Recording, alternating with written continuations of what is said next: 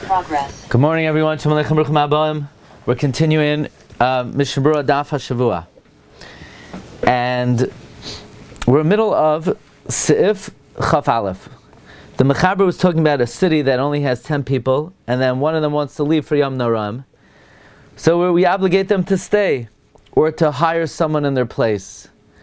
But if they're 11 and 2 want to leave, then the 2 of them have to partner to hire one person.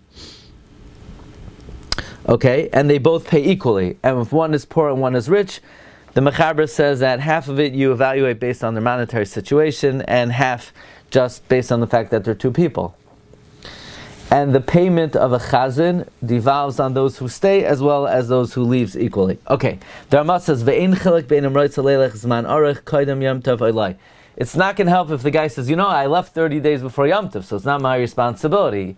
You might think if he leaves within 30 days of Yom Tov, now it falls on him to make sure there's a minyan for Yom Tov. But if he leaves well before, maybe he's not responsible. No, there's no difference. Kol shel yachzor b'Yom Tov, he's not going to be back, he has to pay. Says the Mishnah Berurah al hayotzim. That's going on the Mechaber. And the Mechaber says that paying for a chazan devolves both on those who stay and those who leave. Says the Mishnah Berurah, Mi she'eno yachal achzor l'beis machmas oinos, she'eno rashai lavei b'Medina, pater afilu higia zman haregal. Let's say someone cannot return to his home because of extenuating circumstances. He's outlawed in the country.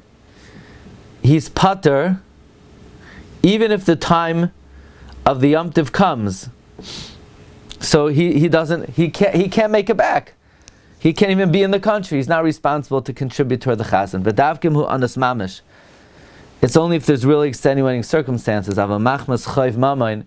If it's because he can't come back because he owes taxes, ay pshia, or he's negligent, la yuchalavay. That's why he can't come. La yafsidu chaverim chelkam. So his friends don't lose his chelik of what he needs to contribute. V'chozel inyan hashlamas haminyan u'schiras hachazan.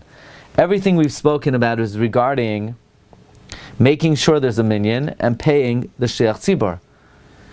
But what if you're in a city that has no daled minim? And now, the question is, we all need daled minim, so we should all contribute. Aval esroig loy dami l'chol hani, ayin l'kaman siman tafreshin and chesif tes amashkasav nusham. The laws of an esroig and who has to pay for the esroig are different, depending on who's living in the city, when they live in the city, if they're going to be there, and so forth. Yishuvim hatzrichim liskar minyan v'chazan. Let's say you have a yishuv, and they have to hire and pay for a minyan and a chazan. V'yesh sevivois sheragilan lavai sham gamkein in bnei beisam. And there are surrounding areas that they come to this city with their household members. Einam tzrichim litain klum lahayishav. They don't have to give anything for the yishuv to make a minyan. Just because they're nice enough to come and participate in the minyan, they don't have to contribute. If they wanted, they could go to a different city, sheyesham minyan beladam, that has a minyan without them. And they would not have to give anything. And even for the hire of the chazan, kivan shegam beladam him tzrichim liskol hem shliach tzibur, because even without them they would have to hire a chazan. So basically, if you have a nearby area and they come and they help out the minyan, they don't then become part of the city, and that it falls on them to participate in hiring the chazan. Siv chaf beis ein koifin lahaskir lahashla minyan kiyim bayamah hamneram. We do not force to hire a minyan. Meaning Siv Chaf Aleph is where the city has a minyan and somebody wants to leave. So we do force him either to stay or to pay for the minyan. Now we're talking about where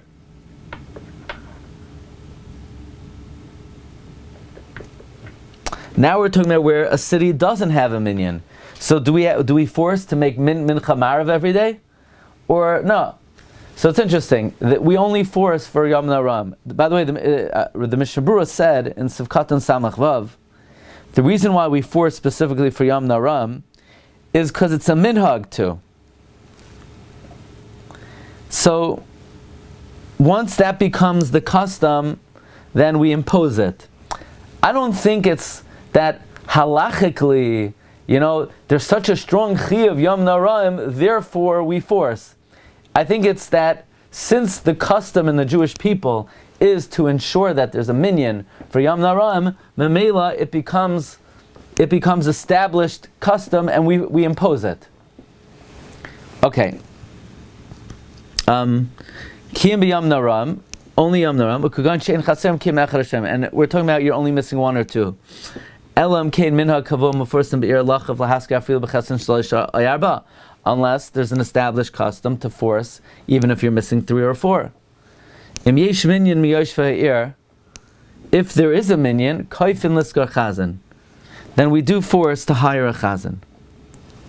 Says the Mishnah Berurah by Yom Naram, Ratzayin Olaymar, Im yesh shmoina ay tisha anashim, you have 8 or 9, they could force each other not to remain in the city and daven by themselves.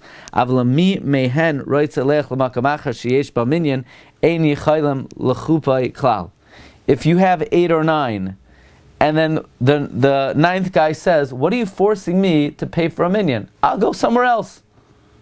You can't force me. Then he's allowed to go somewhere else. He's only allowed to go somewhere else if we need him for the minyan. But if there's no minyan without him, and he says, I don't want to pay money, I can't afford it, or I'm not interested, it's not an expense that I want, I'm going to go somewhere else. He's allowed to. Miyoshvei ha'ir. Afilu ein dar ba'ir rak shlosh arba balei batim. Im yeshlam misharsim el malamdim l'malis haminyan. If, the Mechaber says, if there's a minyan of the Yoshvei ha'ir, we force to hire a chazan, even if only 3 or 4 balabatim live in the city, but they have malamdim, mesharsim, and the bottom line is they have a minyan, then we force them to hire a chazan. Liskar chazan kadei sheyotziyam yidei chayvasam, bebarchu, ukedusha, uchay gavna, vafilu kol hashana kaifin lazeh, even the whole year. Okay, now chazan doesn't mean we force them to hire the guy with the big hat who knows how to gurgle. No, we're talking about they don't know how to daven on their own. So we force them to hire someone who could be moitzi bitfilasam. But let's say you have a guy who with a scruffy voice, but he could say the words. I don't think we force them to hire a nice shliach tzibur. Says the Rama Hagav, v'chein b'makam she'in minyan tam beis hakneses. Let's say in a shul, there's not always a minyan. Kaifin ze'aseh b'knasais. They could force each other with penalties. She'yavayu tamid minyan l'beis hakneses. That a minyan should always come to the shul. Shul yisbatel hatamid, so that the regular minyan does not cease. Ba'in lekamad reish siman kufnun im kaifin ze'azeh livnois beis hakneses.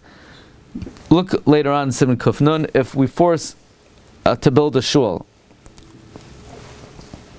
Says the Mishnah Berurah, Hatamid. What is this talking about?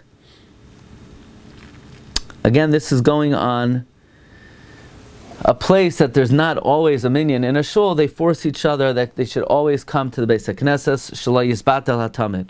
Ki kivan sheyesh minyan be'iram.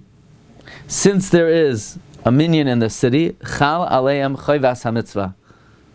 The obligation of the mitzvah devolves upon them. Meaning, we're talking about a city that has 10 men, but they don't always have a minyan in the shul. So they could force each other to say, look, we have to make a minyan here.